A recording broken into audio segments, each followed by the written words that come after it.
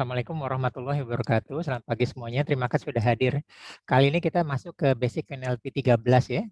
Berarti kita sudah masuk ke bulan yang ke-13 karena Basic NLP kita adakan setiap akhir bulan ya, Sabtu terakhir hari bulan, terakhir atau sebelum terakhir ya.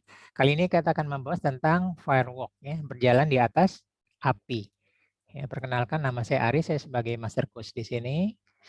Ini adalah pelatihan-pelatihan saya sebagian ya, sebelum zaman pandemi ya. Insya Allah nanti ada lagi pandemi sudah bisa berlalu dan kita bisa melatih, ada pelatihan lagi offline ya. Nah, kita sekarang sudah ada di baris ketiga ya, ketiga atau keempat dari bawah, Basic NLP 13, besok ya, energi transcendental. Kemudian minggu depan pertanyaan yang menyembuhkan ya. Jadi pertanyaan itu kan coaching ya, menyembuhkan itu konseling. Jadi kita menggabungkan antara konseling. Jadi teknik menyembuhkan dengan bertanya ya dan sebagainya. Nah, kita perkenalkan di sini ada yang baru di dunia KNLP ya. Jadi KNLP itu adalah aplikasi NLP ya. Jadi KNLP itu adalah genre lain dari NLP. Yang membedakan adalah adanya pelatihan tentang energi kuantum ya. Kalau NLP sendiri kan teknologi pikiran ya. Nah, jadi Q-nya itu adalah pola energi ya. Kita sudah belajar menggunakan tabel power dan force ya dari Profesor David Hawkins ya. N-nya adalah neuro, apa yang kita pikirkan, pola pikir. Nah, sekarang kita banyak bermain di pola pikir karena kita mindset untuk melampaui rasa takut ya. Jadi menciptakan keberanian gitu ya. Kemudian pola ucap, pola pikir dan pola ucap, dan terakhir pola perilaku, semuanya sudah ada di Basic NLP 1 sampai 12. Jadi bisa lihat dari YouTube saya sebelumnya ya. Nah, kemudian NLP juga mempelajari bagaimana cara kerja pikiran sadar dan pikiran bawah sadar.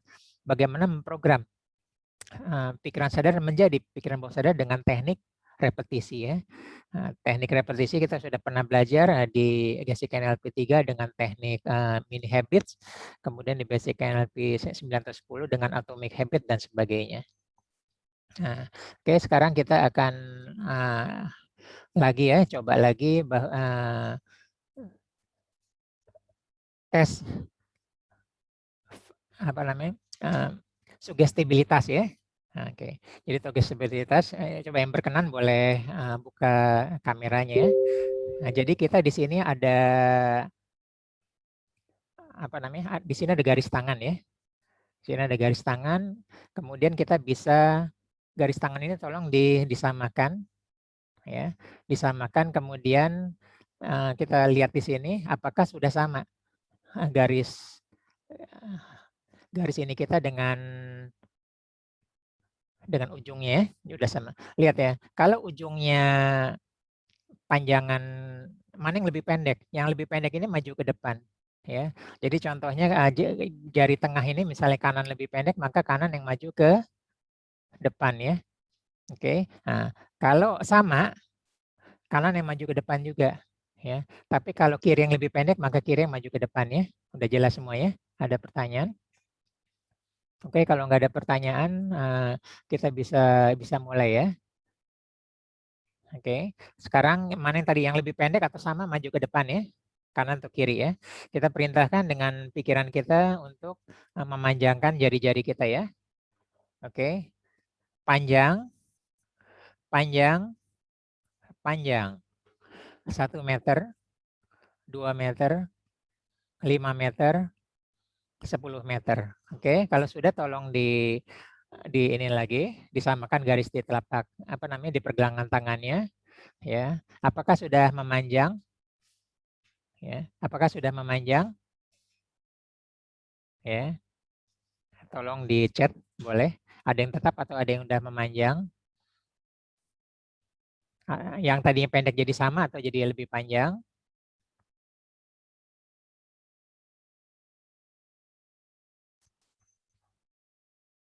Oke, sudah memanjang ya, Mbak Indah, Pak Puri sudah memanjang. Oke, kita lanjut lagi ya. Kita lanjut lagi lebih lanjut lagi. 10 meter, 50 meter, 100 meter, 1000 meter, 10.000 kilometer, dan 5.000 kilometer atau 5 kilometer ya. Tolong disamakan lagi. Ya, udah lebih panjang lagi ya. Coba saya lihat inputnya. Oke. Udah lebih panjang lagi.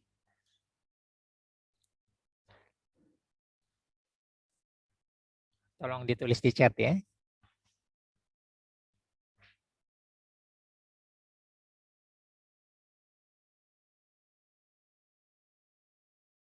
Oke, oke bagus ya udah lebih panjang lagi ya. Nah sekarang kita genggam, ya. Sekarang dengan santai kita bilang kembali normal. Oke, kemudian kita samakan lagi dan kita ukur apakah sudah kembali normal.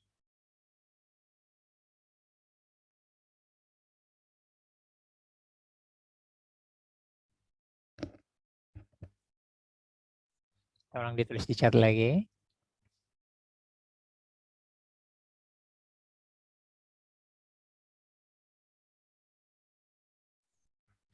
Oke, udah kembali normal ya. Mbak Ana, Pak Puri, Mbak Cai.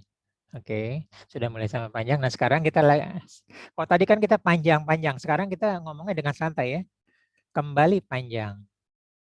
Oke, tolong disamakan. Apakah jari kita sudah kembali panjang lagi?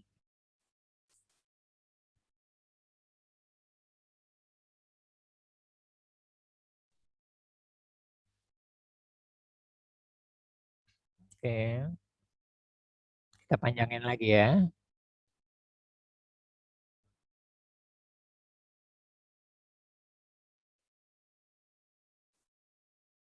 Oke, udah panjang lagi ya. Mbak Ana kok panjang ya? Karena kita memerintahkan panjang untuk jari-jari kita ya.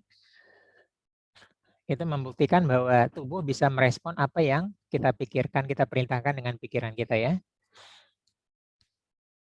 Apakah pas kita perintahkan panjang kembali, kembali panjang? Tolong ditulis di kolom chat.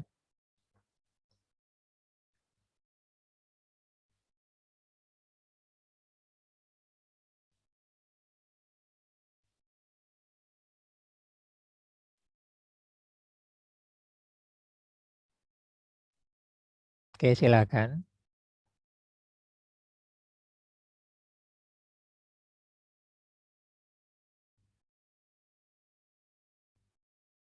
Belum ada yang nulis. Saya tunggu satu ada yang nulis. Ini namanya tes sugestibilitas ya. Nah, jadi semakin kita sugestif, ya semakin mudah kita bereaksi. Ya. Artinya apa? Kalau kita semakin sugestif, kita lebih mudah untuk mensugesti diri sendiri, disebut dengan afirmasi ya. Nah, sebaliknya kalau sulit, kita lebih sulit, bukan tidak bisa, cuman lebih lama, gitu ya.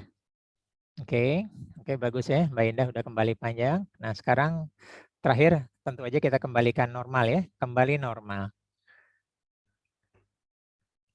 Dan kita akan kembali normal lagi ya, panjang jari-jari kita. Nah ini adalah pembukaan bahwa bagaimana cara berpikir kita, jadi tiap orang tuh sugestibilitasnya berbeda-beda ya. Ada yang mudah, ada yang sulit. Ya, yang sulit itu usahanya lebih panjang, nah, repetisinya lebih banyak. Oke, ada yang udah kembali normal? Kembali normal.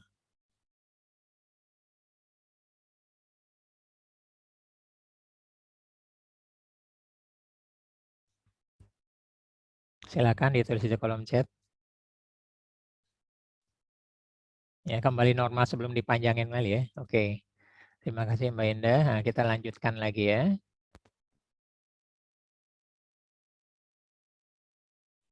Oke, firewalk itu ada dua arti ya. Arti yang sesungguhnya seperti film tadi. Ya memang kita bisa berjalan di atas api ya. Yang penting yakin ya. Dari grup banyak yang ini juga japri bahwa sebenarnya beberapa dari anggota grup kita sudah pernah melakukan pelatihan firewalking ya, baik independen ataupun ada pelatihan di kantornya ya. Jadi memang menunjukkan bahwa begitu kita yakin, kita bisa melewati api dan kulit kita tidak terbakar, ya. Kalau bahasa umum yang ada pelatihan-pelatihan itu adalah dia melawan rasa takut, tapi kan kita belajar NLP, ya. Kita tidak boleh menggunakan kata melawan ya, atau menaklukkan rasa takut, tapi kita menggunakan istilah melampaui rasa takut. Nanti akan saya jelaskan kenapa harus melampaui, bukan melawan atau menaklukkan atau mengalahkan rasa takut. Ya, bentuk pelatihan fire walking yang dalam bentuk lainnya adalah misalnya berjalan di atas pecahan kaca ya, beling. Itu juga bisa bentuk pelatihan lainnya ya. Sama aja prinsipnya adalah begitu kita yakin maka kita berjalan di atas beling maka ini apa namanya, kulit kita tidak terluka. Nggak ada aspek magisnya ya. Jadi memang betul-betul begitu kita keyakinan itu tidak terjadi gitu ya. Cuman perlu diperhatikan bahwa karena ini semi berbahaya ya, jadi perlu ada pengawasan gitu ya. Jadi jangan kita melakukan sendiri, kalau ada apa-apa juga tahu mau kemana gitu ya. Nah, ini secara metafora. Nah, jadi tadi kan secara arti sesungguhnya. Ya, jadi secara metafora bahwa adalah melampaui rasa takut. Ya, jadi NLP menggunakan istilah positif melampaui. Ya, melampaui bukan menggunakan kata melawan, membunuh atau menaklukkan. Ya, dan sebagainya. Kenapa? Karena rasa takut adalah karunia Tuhan yang diberikan kepada tubuh kita, kepada pikiran kita. Ya, kalau kita bilang kita melawan rasa takut, berarti kita memerintahkan diri kita untuk melawan diri kita sendiri. Ya, kita memerintahkan diri kita untuk membunuh sebagian diri kita sendiri, gitu ya, dan sebagian mengalahkan. Ya, kita mengalahkan rasa takut. Padahal takut itu adalah bagian dari tubuh kita, karunia Tuhan ya, yang bermanfaat. Rasa takut itu bermanfaat ya. Nah, jadi nanti akan karena ada perintah yang salah, nanti muncullah penyakit-penyakit yang salah gitu ya. Tubuh menyerang diri sendiri. Ya, misalnya autoimun atau apa yang semacamnya. Jadi tubuh itu dirancang untuk diperintahkan untuk menyerang tubuhnya sendiri. Nah, jadi hati-hati, kita alhamdulillah sudah belajar NLP ya, kita menggunakan melampaui ya. Jadi rasa takut itu gift ya, karunia dari Tuhan. Nah, kemudian kita belajar lagi antara takut dengan bahaya ya. Danger is real but fear is an option. Jadi bahaya itu nyata ya, bahaya itu nyata ya. Nggak bisa ngapa-ngapain, harus kabur. Beda dengan rasa takut ya, rasa takut itu adalah pilihan. Kita boleh memilih menghadapi atau tidak. Tapi kalau bahaya itu nyata, ya, makanya kita betul-betul harus menghindarinya. Nah, masalahnya, jadi kita banyak selama ini sering bingung ya antara malu dengan gengsi ya, butuh dengan ingin, ya takut dengan bahaya, suka dimirip-miripin semua. Ya, masalahnya bahaya itu ada dua juga. Ya, ingat semua ada dua sisi, semua bagaikan pedang bermata dua. Ya, siang ada manfaatnya, ada tidak manfaatnya. Panas ada manfaatnya, ada tidak manfaatnya. Ya, pisau ya bisa untuk memotong apa-apa dan bisa juga untuk hal yang tidak baik ya. Semua bermata dua. Ya, mirip juga dengan api. Ya, api itu bisa membakar, tapi kalau kita bisa manage risiko tersebut, kita bisa untuk menggunakan untuk memasak. Ya, jadi dengan pikiran kita memanage risiko akan bahaya tersebut. Ya, contoh untuk rasa hantu ya, itu adalah takut. Pilihan kita mau takut sama hantu atau berani. Gitu ya. Tapi kalau harimau udah di depan mata yang kelaparan kita udah bahaya, harus lari seperti itu ya. Nah ini pertanyaannya sebenarnya, pertanyaan di bawah ya. Kita sedang terjebak di dalam rumah yang sedang terbakar hebat, yang tinggal tunggu waktunya saja untuk seluruh rumah itu habis terbakar atau runtuh. Ya, kita sudah kondisi terjebak di dalam. Sedangkan jalan satu-satunya untuk keluar adalah melalui pintu yang penuh kobaran api. Ya, apa pilihan kita? Tetap di tempat dan akhirnya mati, baik terbakar atau kehabisan oksigen, pilihan cuma satu. Atau nekat lari ke luar menembus kobaran api, pilihannya dua, mati atau selamat. Ya, pilihan ada dua. Tapi kalau kita ada tetap di dalam, nah pilihannya cuma satu, gitu ya, mati. Karena kobarannya begitu hebat dan nanti rumah itu akan terbakar. Nah, disinilah kita perlunya untuk memanage ya, kita punya apa namanya, kita punya rasa takut. Nah, seperti itu ya. Oke, berikutnya adalah di sini ada zona nyaman dan zona tidak nyaman ya. Oke, nah jadi di sini misalnya pada zona nyaman ini kita harus keluar ya. Di sini ada zona nyaman itu misalnya, jadi di sini adalah nanti akan saya jelaskan di berikutnya, ada zona nyaman, zona tidak nyaman, dan anxiety disorder ya. Jadi zona tidak nyaman itu saat apa namanya otak purba itu tertutup ya. Jadi terbukanya itu hanya 10-40%, dia nyaman sekali. Gitu ya. Zona tidak nyaman terbukanya itu 40-60%. Nah, kalau sampai kita ada terkena kecemasan, maka terbukanya itu sangat cemas ya, 60-100%. Nah, orang sangat zona nyaman itu adanya di 0-40%. Ya, otak purbanya nyaris tertutup. Jadi dia merasa nyaman. Nah, sekarang kita akan belajar keluar dari kenyamanan itu untuk menembus kobaran api. Nah, tapi batasnya hanya sampai di zona tidak nyaman ya. Terbukanya 40-60% saja. Oke, nah ini dia yang tadi saya singgung ya.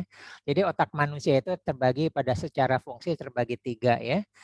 Pertama adalah otak reptilia. Ya, otak hewan melata disebut juga otak purba ya, dinosaurus. Ya, yang berfungsi sebagai insting. Insting itu cuma 2. Ya, untuk bertahan hidup ya. Melawan atau kabur. Gitu ya. Jadi dia akan berusaha melawan juga untuk bertahan hidup ya. Jadi misalnya apa namanya, hewan yang makanannya ular ya, dia harus melawan, tapi dengan resiko dia juga bisa mati karena ular itu bisa menyerang balik. Tapi dialah makanannya dia gitu loh, ular. Nah, itu disebut dengan apa namanya, fight or flight ya. Nah, otak purba ini jika tertutup ya, sangat tidak nyaman. Nah, itu dia ada di zona nyaman, zona nyaman maksudnya 0-40%. Nah, sense of crisis-nya tuh nggak ada karena nyaman. Sense of crisis ya. 40-60 itu normal. Nah, kalau terlalu terbuka cemas dia, apa-apa dipikirkan cemas. Nah, jadi kalau kecemasan itu yang kita terapi adalah otak purbanya ya, reptiliannya. Nah, kalau rasa takut sendiri, yang tadi kan bahaya ya. Nah, rasa takut sendiri adanya di emosi, di limbic brain. Ya, ini otak mamalia. Ya, otak mamalia itu adanya di situ. Nah, kan kita ada persepsi itu, api ini begini, apa ini, kata siapa? Kata orang. Nah, itu disebut dengan ada di neokorteks, ya, otak kecerdasan manusia. Ya, persepsi ada di sana. Nah, jadi ada 3 ya, reptilian, limbik, dan neokorteks. Ya, reptilian adalah otak purba, limbik adalah emosi, mamalia sudah mempunyai emosi, dan manusia ada lapisan ketiga disebut dengan neokorteks. Nah, anak-anak kita yang lahir 97 ke atas, 98 apa-apa, ada lapisan imajiner yang keempat disebut dengan new digital brain. Ya, new digital cortex. Ya. Kecerdasan digital. Beda dengan sebelumnya adalah kecerdasan analog. Kecerdasan digital, dunia digital kan cuma 2 ya, 101010. Dunia digital. Nah, jadi dunia digital itu to the point ya, potong kompas ya, lemah diproses dan sebagainya. Nah, itu dia seperti itu. Tapi dia mempunyai efektifan yang lain. Nah, seperti itu ya. Di dunia digital ini mereka adalah native. Nah, makanya anak-anak kita mudah untuk apa namanya, memainkan gawai ya, memainkan handphone ya. Karena cara berpikir sudah digital, beda kita. Ya, kita migrasi dari non digital atau dari analog ke digital. Nah, itu perbedaan cara berpikirnya. Gitu ya. Nah, kalau kita juga dulu yang non digital itu kalau kita belanja ada tawar-menawar ya. Nah, tapi zaman digital enggak ya. Kita ke Alfamart, Alfamidi kan enggak ada tawar-menawar, beli atau enggak ya. Beli atau tidak. Nah, begitu juga kalau belanja di online ya, tinggal cari yang paling murah termasuk ongkos kirimnya, klik udah bayar. Nah, jadi seperti itu, ya atau tidak, ya atau tidak. Pilihannya ya atau tidak, tidak ada tengah-tengahnya. Itu adalah dunia digital. Oke, nah sekarang seperti apa kita ya? Jadi sebelum membahas peran kita, siapakah kita ya? Jadi kita ini adalah siapa ya? Kenapa kita bisa terbentuk saat ini? Ya, yaitu adalah siapa atau apa yang paling berpengaruh bagi diri kita, lingkungan kita seperti apa. Ya, itu yang mempengaruhi kita sekarang. Ya, terus apakah dan siapakah orang-orang di sekitar Anda? Ya, orang seperti apa orang sekitar Anda? Ya, yang membawa energi naik, membawa kesuksesan atau dan sebagainya, atau sangat negatif, habiskan energi, bisa juga ya. Atau pengalaman-pengalaman lain ya. Kita punya pengalaman lain. Nah, makanya setiap orang tadi berbeda. Begitu menghadapi apa yang dilewat, persepsi sudah berbeda karena pengalamannya berbeda. Mungkin punya trauma atau fobia dan sebagainya. Nah, itulah yang membentuk kita, siapa kita saat ini ya. Setidaknya ada 4 faktor yang membentuk siapa diri kita ya. Pengalaman masa lalu, ada perasaan ya. Nah, perasaan tadi ingat ya, ada di otak limbik, di lapisan kedua. Emosi juga ada di otak limbik dan sistem kepercayaan ya, atau belief system. Nah, makanya kita penting sekali yakin ya. Saya yakin saya bisa menembus api itu. Saya bisa melewati seperti tadi video tadi ya. Saya bisa melewati dan tidak merasakan panas sama sekali. Saya lewat santai aja. Nah, jadi sistem kepercayaan itu atau belief system itu sangat penting, dimanapun sangat penting. Ya, nah, jadi perjalanan hidup manusia dipengaruhi pengalaman-pengalaman yang muncul di masa lalunya ya, karena peristiwa. Ketika tak satu pun peristiwa terjadi, maka tidak ada pengalaman yang tidak dirasakan manusia. Jadi kita perlu pengalaman. Pengalaman itu yang membedakan satu orang dengan orang yang lain. Ada yang tidak pengalaman bisnis, ada yang tidak pengalaman di kuliner dan sebagainya. Tapi pernahkah dunia ini berhenti terjadi? Tidak pernah. Selama waktu terus berjalan, maka peristiwa akan terus terjadi. Ya, karena peristiwa terjadi, maka ada pengalaman. Ya, setiap orang peristiwa sudah berbeda, maka pengalamannya akan berbeda. Maka mensikapi sesuatu situasi akan berbeda. Ya. Dengan demikian dapat disimpulkan bahwa selama waktu terus berjalan, maka manusia akan terus melalui pengalaman-pengalaman hidupnya. Nah, itu tidak sama ya. Nah, jadi sayang sekali sekarang juga zamannya online ya. Nah, banyak pengalaman-pengalaman yang tidak dialami ya. Tidak merasakan langsung praktek ya di sekolah, di kuliah ya. Praktek-praktek ada yang susah digantikan secara online. Nah, jadi mirip kita mau belajar berenang, buku berenang khatam tapi nggak pernah nyebur ke kolam renang. Nah, tetap berbeda ya. Sama dengan orang mendengarkan itu loh telur ceplok itu enak ya asinnya gitu ya. Tapi dia nggak pernah merasakan. Ya, jadi beda dengan orang yang telah merasakan pengalaman-pengalaman yang berbeda ya. Jadi bisa juga pengalaman hidup itu bukan hanya meliputi peristiwa yang dialami, tapi melainkan peristiwa yang dilihat atau didengar dari orang lain. Ya, nah, makanya kita suka belajar ya, termasuk belajar di sini, berbagi pengalaman atau berbicara dengan teman-teman atau lihat YouTube pengalaman orang lain. Orang lain menjalani begini caranya ya. Nah, jadi dia belajar dari pengalaman orang lain bisa, ya bisa. Jadi kalau dia menghadapi situasi yang sama, dia akan mengikuti cara orang lain, gitu ya, sampai dia betul-betul merasakan sebenarnya. Nah, jadi seperti tadi ya. Saya belum pernah makan telur ceplok ya. Kata orang nikmatnya asin-asinnya itu enak ya. Keluar air liurnya. Nah, tapi sebelum saya cuma dengar-dengar gitu, oh asik juga ya, kapan ya saya bisa ya, kapan saya bisa. Sampai saya merasakan, saya sampai mendapatkan pengalaman gitu ya. Sama saat kita menonton acara kuliner di TV ya. Nah, artinya kita memiliki pengalaman mengenai cara memasak tertentu dari orang lain ya, yang diajarkan orang tersebut kepada kita. Nah, jadi orang lain berbagi pengalaman. Nah, jadi pengalaman kita sendiri belum punya pengalaman, gitu ya. Saat kita mendengar membaca sebuah cerita detektif, maka kita memiliki pengalaman mengusut suatu kejahatan sesuai dengan yang diajarkan oleh buku tersebut kepada kita. Jadi kita juga penting belajar ya, belajar dari pengalaman. Nah, jadi ada dua yang membentuk diri kita adalah pengalaman yang terjadi betul-betul terjadi kita, atau yang kita pelajari dari orang lain ya, kita bisa lihat atau didengar. Ya, bisa kita lihat dari buku-buku atau kita ketemu dengan teman ya, ngobrol ya, didengar atau dari YouTube. Nah, sama seperti firewalk atau firewalking ya. Pertanyaannya, apakah di sini yang hadir kita semua pernah terbakar? Belum tentu. Walaupun ada yang udah pernah ya melepuh kulitnya. Ya, kalau pernah berarti kita telah mempunyai pengalaman akan bahaya api. Nah, karena kita punya pengalaman, kita akan biasanya pas pelatihan itu takut. Ya, semakin tinggi intensnya, semakin takut kita melewati bara api.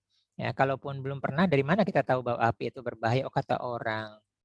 Ya, gitu ya. Mungkin kita pernah terbakar, tapi begitu terbakaran kita cuma cerita-cerita hati-hati di dalam rumah ya. Terbakarnya tidak, tapi kehabisan oksigen bisa jadi. Nah, kita belum pengalaman, kita udah tahu. Ya, kalau kita terjebak di dalam suatu ruangan, bisa jadi kita tidak selamatnya bukan karena terbakar, tapi kehabisan oksigen. Ya, di mana kita tahu bahayanya? Dari berita atau cerita orang lain atau pelajaran dari sekolah, gitu ya. Jadi bisa kehabisan oksigen. Jadi belum tentu ada aman juga kalau kita bertahan di dalam kebakaran itu. Nah, inilah cara kerja pikiran kita ya. Map is not the territory ya. Yang kiri itu adalah dunia sesungguhnya di luar sana. Ya, informasi lengkap. Begitu masuk ke otak kita, maka melalui filter ya, filter, distortion, dan dilation. Di filter berdasarkan pengalaman-pengalaman kita yang sudah kita bahas ya tadi ya. Kita punya pengalaman seperti ini. Ya, ini boleh lewat, ini tidak boleh lewat. Oh, ini bahaya, jangan. Saya tidak lakukan. Oh, ini tidak sesuai dengan norma agama saya, tidak sesuai dengan dogma, tidak sesuai dengan values ya, nilai-nilai kehidupan. Nah, itu seperti itu. Nah, itu yang membedakan. Nah, jadi yang di dalam pikiran kita disebut dengan internal reality. Sudah mengalami penyederhanaan. Ya, jadi mirip yang di luar sana adalah, yang di kiri adalah dunia sesungguhnya, sedangkan yang di dalam otak kita adalah Google Maps. Nah, Google Maps itu adalah informasi yang dibutuhkan aja secara umum oleh kita ya. Jalanan, nama jalan, lewat mana aja, kemudian waktu tempuhnya berapa lama ya. Di sana tidak ada informasi tentang pohonnya, tentang polisi tidur, tukang tambal ban, warung-warung rokok ada di mana aja. Nah, seperti itu nggak ada. Jalannya jelek atau bagaimana, ada portal atau tidak, itu tidak ada karena semua sudah disederhanakan ya. Kalau semua masuk, nggak cukup memori HP kita, memori komputer kita, dan nggak kuat bandwidth internet kita ya. Nah, itu jadi ada perlu penyaringan ya. Nah, kemudian lihat paling bawah. You change the map, then you change the word ya. Jadi cukup kita merubah map ada di pikiran kita, maka dunia di luar sana tiba-tiba berubah ya. Nah, kita kemarin basic NLP 12 kita tentang reframe ya. Ya. Reframe itu adalah merubah yang ada di pikiran kita yang di kanan ya, tiba-tiba di luar dunia di luar sana jadi berubah ya. Nah, tadinya kita jadi sedih, apa-apa jadi bersyukur dan sebagainya. Kita merubah, ada mapping ada di dalam pikiran kita ya. Kita merubah map ada di rumah kita, maka di dalam pikiran kita, maka tiba-tiba dunia di luar sana berubah. Kita menggunakan sudut pandang yang baru. Oke, sekarang kita belajar emosi dan pikirannya. Jadi peristiwa terjadi, menimpa atau dirasakan oleh manusia membuat merasakan suatu perasaan tertentu, memiliki emosi tertentu, berpikir dan memiliki kesan tertentu terhadap peristiwa tersebut ya.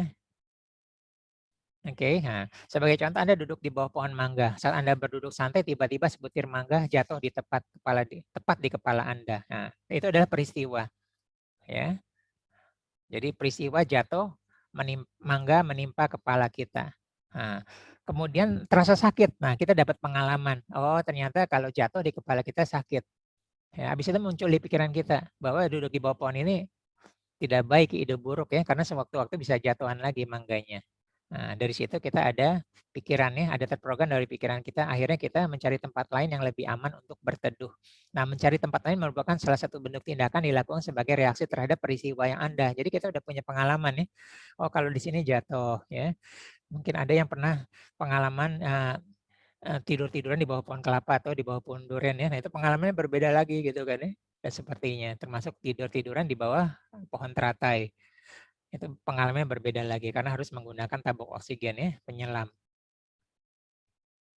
Nah, sekarang kita masuk ke belief system, sistem kepercayaan ya. Nah, sistem kepercayaan ini harus kita punya sistem kepercayaan standar yang terbentuk dari masa lalu, dari pengalaman dari kata orang, dari pembelajaran, dari dogmatis dari agama kita dan sebagainya, dari values-values yang kita dapatkan, kita pelajarin, yang kita ya. Dalam perkembangan pemikiran itu selalu muncul sebagai reaksi menghadapi suatu peristiwa menjelma sistem kepercayaan.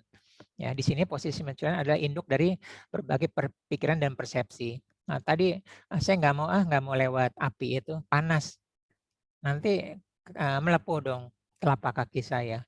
Dan seperti itu ya. Nah, jadi itu adalah kesimpulan-kesimpulan hidup ya. Yang kemarin minggu lalu baru belajar intuisi ya. Nah, itu intuisi juga dari pengalaman kita ya, jadi lebih tajam. Nah, kita ada penjelasan lebih lanjut ya. Dari peristiwa yang kita alami, jadi peristiwa tersebut dialami oleh nenek moyang kita. Jadi bisa juga ya kesimpulan-kesimpulan hidup. Nah, zaman dulu kan nggak ada laboratorium ya. Ya, bisa jadi jamu-jamu sekarang ya yang bisa menyembuhkan ini itu sebelum ada laboratorium banyak korbannya tuh.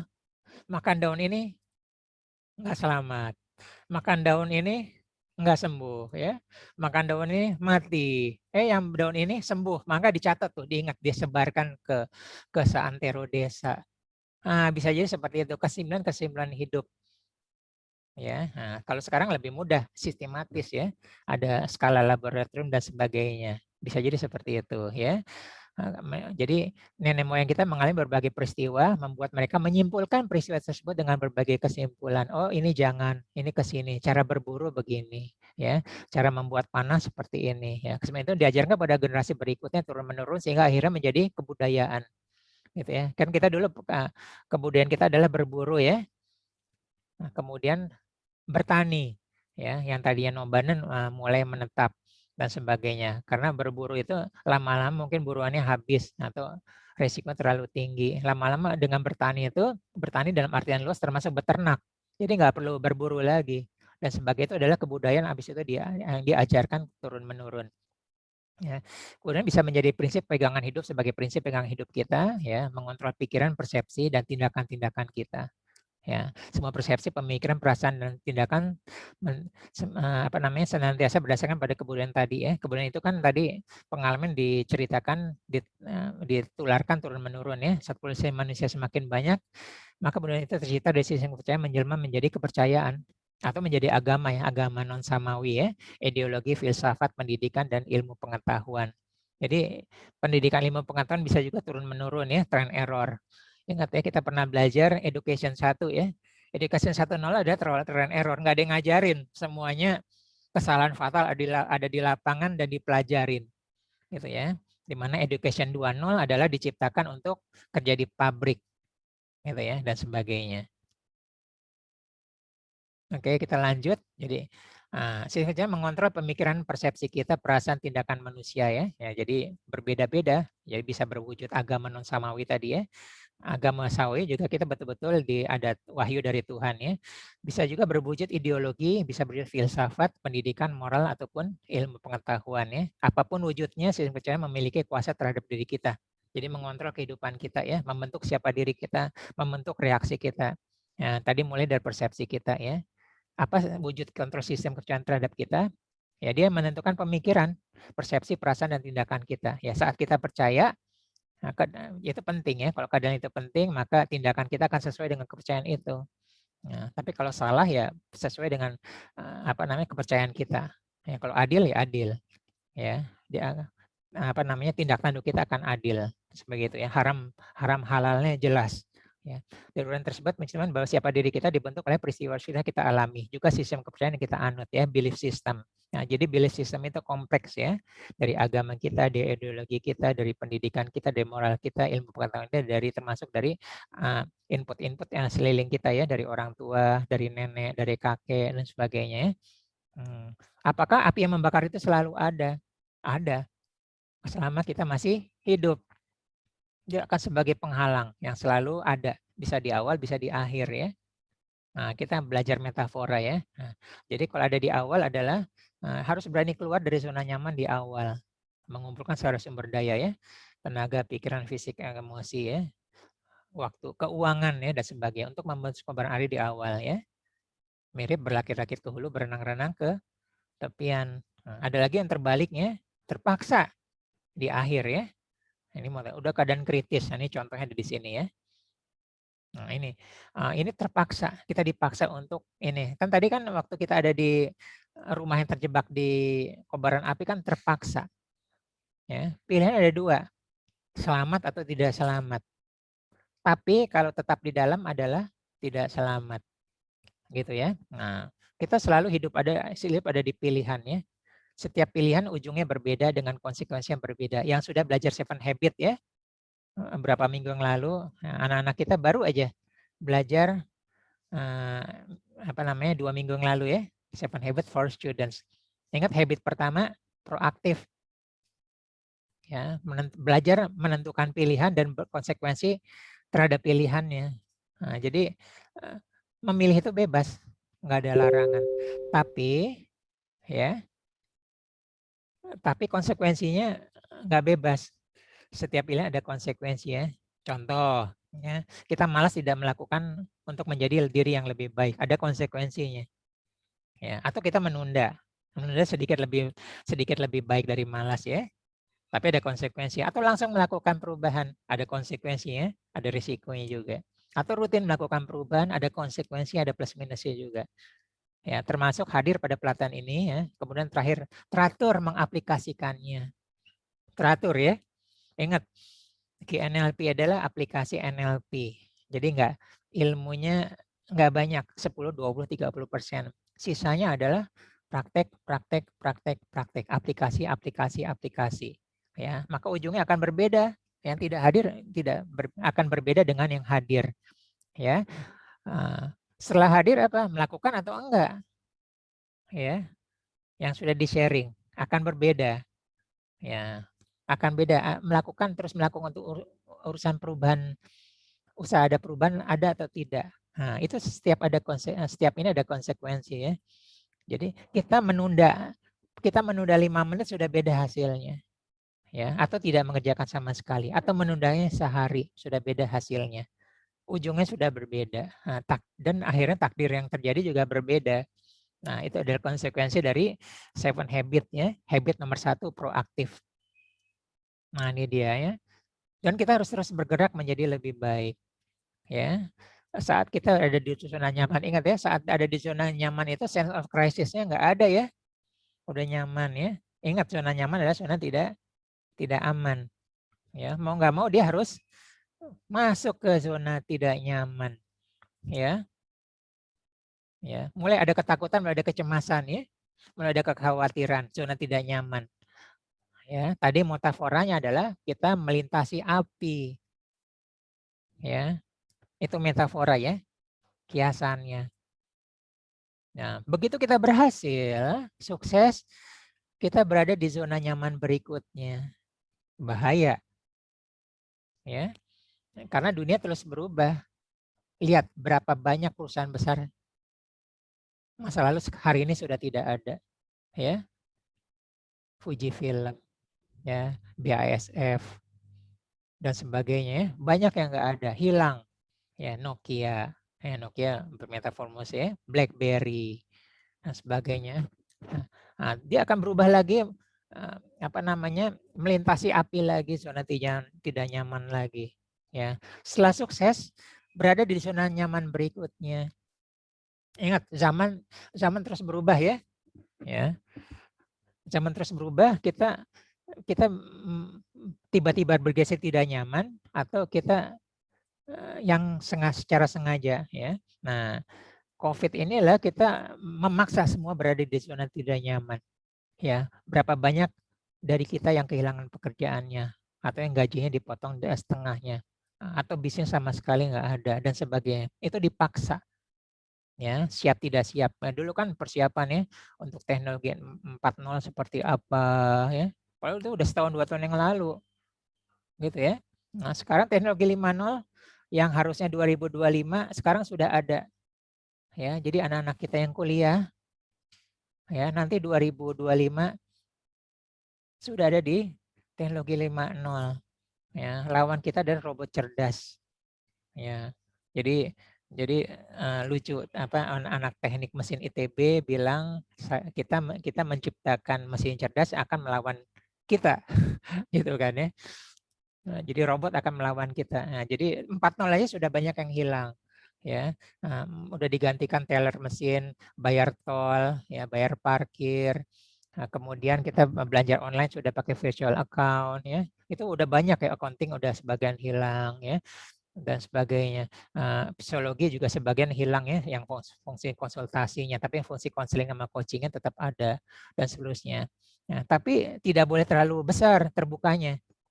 Ya, ingat ya, kalau terlalu besar kecemasan, anxiety disorder. Ya, 60-40%. Nah, jadi jangan dipikirin terlalu ini. Nah, dia akan terlalu cemas. Nah, kalau terlalu cemas nggak kemana-mana. Seperti itu ya. Jadi terus bergerak menjadi lebih baik ya. Ingat, begitu kita lolos, kita ada di zona nyaman berikutnya.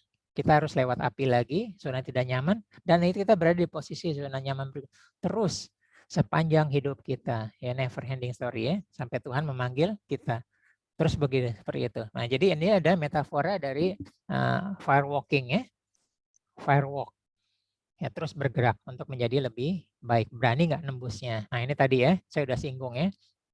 Ya, kalau keterusan tadi itu, ya, lihat yang sebelah kanan ya, saya tidak 60 sampai cemas aja gitu, apa-apa dipikirin. Ya udah, cemas jadi depresi. Kecemasan meningkat, depresi meningkat, maka hormon serotonin turun. Ya, boleh di Google. Kalau hormon serotonin itu antidepresi ya, antidepresan. Nah, kalau hormon turun yang terkena adalah sistem pencernaan. Dan sistem pencernaan paling lemah adalah lambung. Jadi hati-hati ya kalau udah sering masalah lambung ya. Sudah tanda-tanda awal dari depresi ya. Dan seterusnya. Lihat siklus yang kanan ya.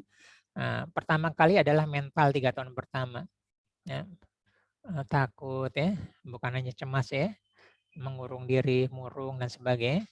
3 tahun berikutnya mulai terkena tubuh tuh ya. Paling gampang adalah lambung ya. Bisa juga otot-otot ya, otot kaki, otot apa ya, bahkan bisa kena ke ginjal dan sebagainya. Nah, yang udah bahaya adalah kalau kejiwaan. Kejiwaan ini saya udah pernah bahas di Basic NLP 1 dan Basic NLP 4 ya, terutama NLP 1. Ya, jadi di sini udah tanda-tanda. Ini kan tentang kita pikirkan ya. Jadi kalau pernah terlintas untuk bunuh diri, udah masuk ke sana gitu ya, walaupun sekali dalam seumur hidup. Oke, nah sekarang apa sih karakter-karakternya ya? Nah, jadi emang banyak orang. Kalau karakter The Force itu emang penyuka, nekat, ya, suka menembus kobaran api ya, penjelajah. Ya, Columbus ya, dulu bangsa Spanyol, bahasa Portugis ya, bahasa Viking, penakluk, ya, penemu ya, peneliti, pembeli produk-produk terbaru ya, iPhone itu ya, nekat ya, whatever the price is ya. Dia akan beli, yang penting dia yang pertama. Ya, jadi dia risk taker. Ya, yang main di saham juga seperti itu. Ada juga the follower, safe player, pengikut. Ya, dia akan menyeberangi api itu kalau udah lihat orang contoh jalan dan selamat. Ya, kalau the first kan belum tentu selamat ya, tapi dia mengambil resiko itu ya, menjelajah, menemui benua Amerika. Nanti ketemu suku asli ya, Indian, berperang. Dia udah mempersiapkan semua, tahu dengan resikonya. Tapi follower enggak. Dia lihat orang selamat, dia pelajari apa-apa, dia follow. Gitu ya. Nah, jadi bisnis seperti itu juga kan. Ada yang the first follower. The first-nya mati, dia ikut mati. Atau dia pindah ke the first yang lainnya. Jadi ya. Jadi bisnis, misalnya bisnis makanan atau bisnis pakaian ya. Ada yang ini bagus, dia potret, dia ini sedikit lebih murah, mutu bahannya dia turunkan, dia jual. Ya, dengan teknik foto kelihatannya sama, padahal begitu diterima di pelanggan ternyata mutu lebih rendah. Nah, itu follower ya. Ada juga di difference yang selalu ingin berubah. Jadi ini karakter ya. Oke, orang lain cara ini, saya pinginnya cara yang lain. Ya, belum tentu the first tapi yang sedikit.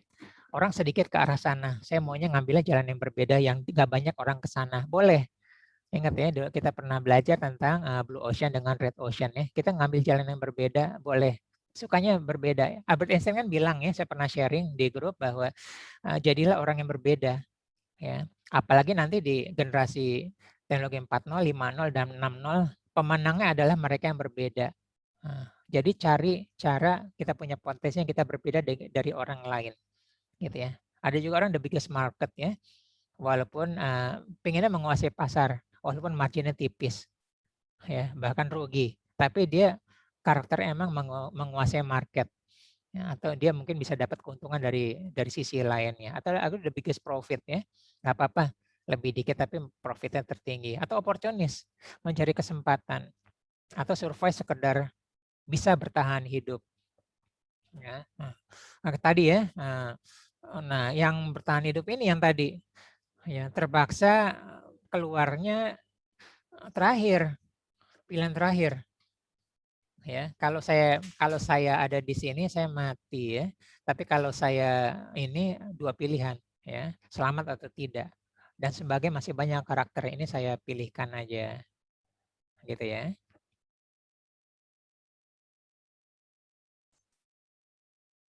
Oke, ini saya bahas ulang ya. Nah, jadi kita pernah belajar konseling, coaching, mentoring ya, mulai dari ini. Jadi kalau kita ada di negative thinking ya, dengan konseling kita jadi positive thinking ya.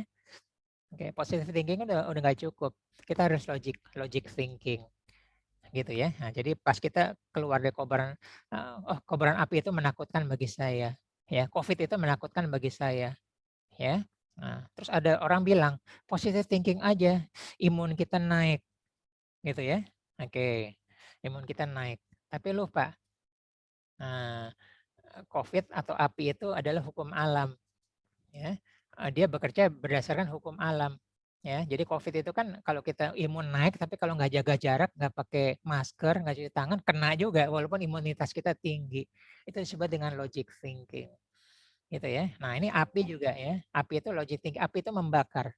Nah, kita harus ada teknik-tekniknya. Tadi jalannya lebih cepat, ya, atau apa-apa. Nah seperti itu. Yang penting kalau kita kalau kita menembus kobaran api kan kita sebenarnya cepat ya supaya kita seminim mungkin terbakar kalau bisa tidak terbakar.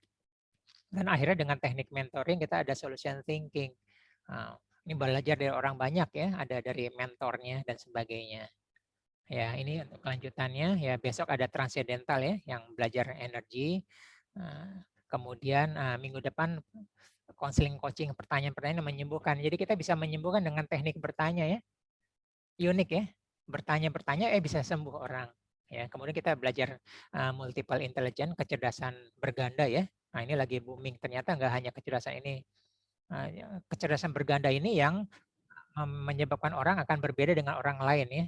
Jadi orang itu komplit. Nah ini kemarin yang anak-anak kita sudah belajar 7 Habit, boleh lanjut di Grow Coaching for Students ya. Goal, reality, option, dan will, dan sebagainya. Ini berita baik yang kemarin yang pernah udah intermediate dan advance, kita akan refresh. Ya. Bagi yang ingin ikut kelas-kelas gratis, sekarang ada Basic NLP 13 ya. Akhir bulan depan, tanggal 26 Juni, Basic 14. Bulan depannya lagi 15 dan seterusnya. Yang baru gabung silakan lihat Basic NLP 1 sampai 12 di channel YouTube saya Arista Master NLP. Oke, kita sekian sudah selesai materi kita. Silakan kalau ada pertanyaan tentang firewalking atau apa yang ada ide muncul dan sebagainya.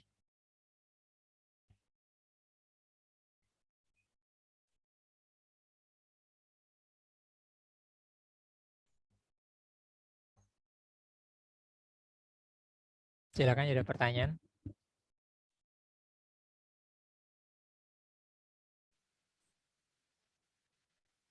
Ya Mbak Ana.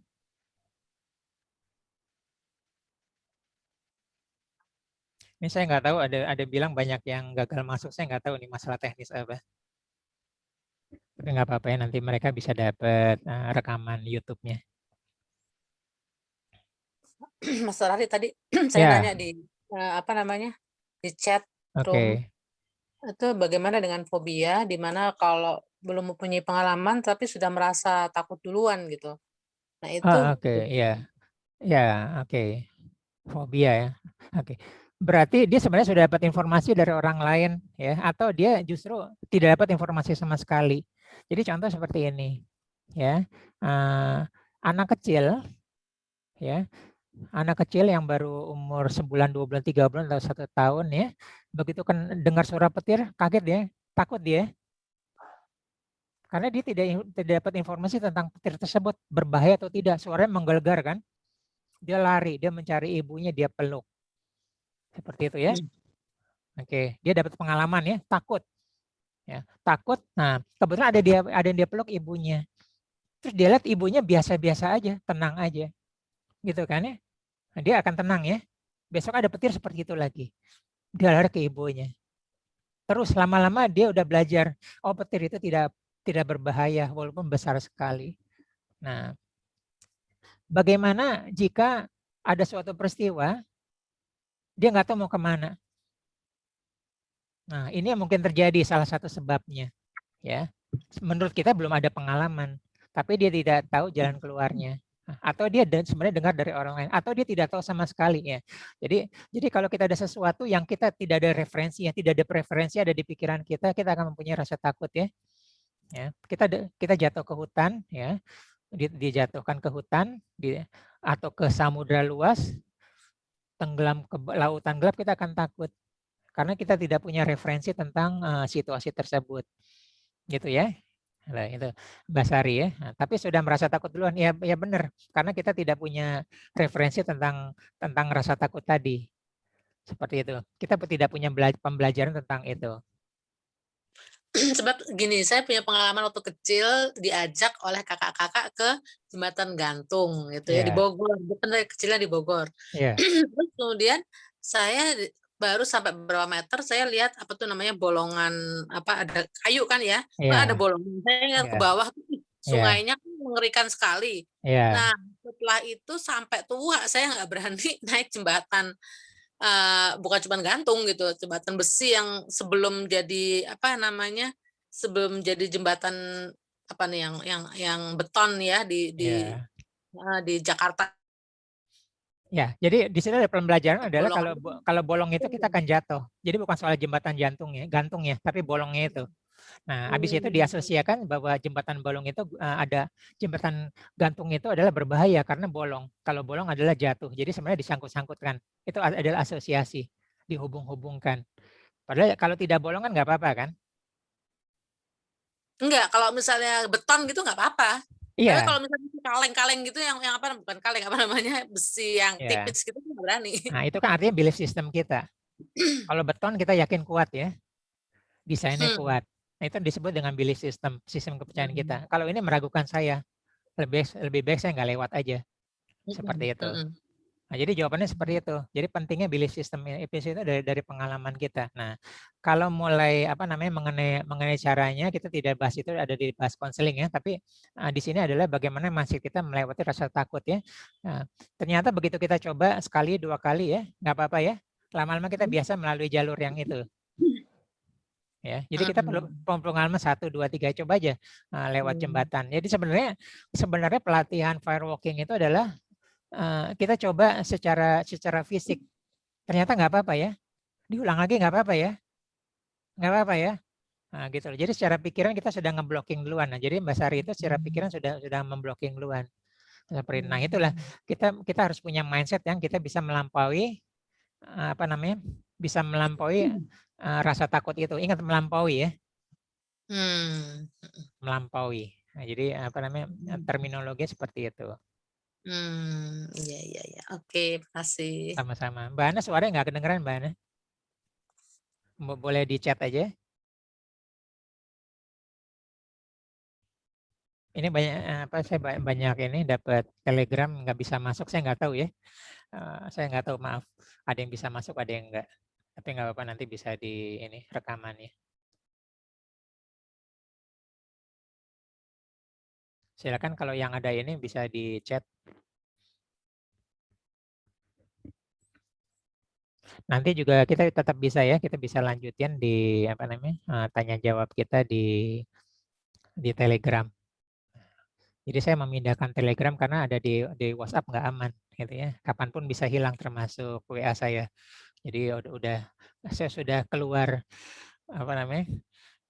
Keluar kobaran api ya, gitu loh. Seperti itu. Dengan posisi yang lebih aman, zona aman apa namanya? Medsosnya lebih aman gitu lah.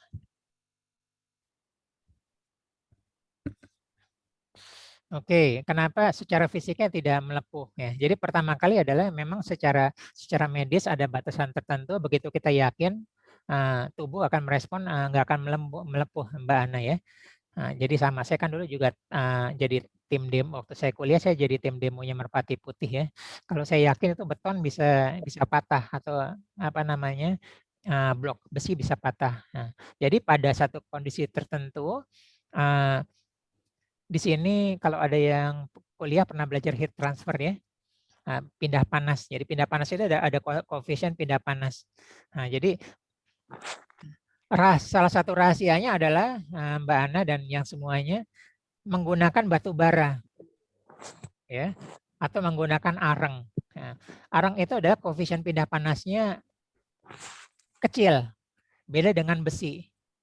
Jadi berbeda kalau kita melintasi bara yang besi panas, udah langsung melepuh, karena koefisien pindah panasnya tinggi, gitu ya, heat transfernya tinggi. Nah itu salah satu rahasianya. Gitu ya. Jadi dia koefisien pindah panasnya, jadi dia lambat untuk berpindah dari bara itu ke kaki kita. Pertama ya. Yang kedua adalah begitu kita yakin ya, tubuh kita akan merespon ya. Tadi ya, koefisien pindah panasnya kita rendahkan. Pokoknya tubuh itu pintar. Mbak Ana, tubuh itu pintar ya. Koefisien pindah panas itu akan direndahkan sehingga tidak cepat berpindah ke telapak kaki kita. Jika telapak kaki itu tidak melepuh. Ya, termasuk juga apa namanya? Termasuk syaraf-syarafnya juga. Tapi kalau syaraf-syaraf gampang ya, hipnosis apa-apa banyak ya, kedokteran banyak ya. Tapi dia akan pindah panas, koefisien pindah panas itu akan direndahkan. Seperti itu Mbak Ana. Ya, sama seperti lewat beling, seperti apa. Gitu. Jadi kalau hipnosis banyak digunakan untuk medis, kadang-kadang untuk menghilangkan rasa sakit ya. Zaman dulu kan sudah ada ya, zaman mesmerisme itu belum pakai apa namanya obat penenang ya, anestesi. Nah, itu melakukan hipnosis. Jadi secara syaraf. Tapi kalau ini betul-betul secara fisik dikurangin. Jadi tekniknya adalah selain yang penting adalah yakin dulu, ya habis itu dia jalannya biasanya cepat. Gitu ya. Jadi jarang. Kalau kita jalan lama-lama kita kebakar juga ngelepuh. Ya tadi tekniknya seperti itu ya. Nah, yang penting adalah dia pernah berhasil. Nah, teori kedua adalah bubuk-bubuk dari areng itu ternyata turut serta untuk menghambat pindah panas. Jadi kita dibantu oleh bubuk-bubuk arengnya. Mbak Hana. Jadi ini the science behind-nya gitu loh. Gitu Mbak Hana. Tapi ujungnya adalah bagaimana kita melewati rasa takut itu apa namanya dan nggak apa-apa gitu loh. Jadi kalau betul-betul apa namanya betul-betul posisinya kita harus lewat ya harus lewat. Gitu ya. Seperti tadi. Oke, ada yang lain silakan. Oke. Oke, kalau nggak ada yang berkenan kita buka kameranya ya. Kita akan sesi foto.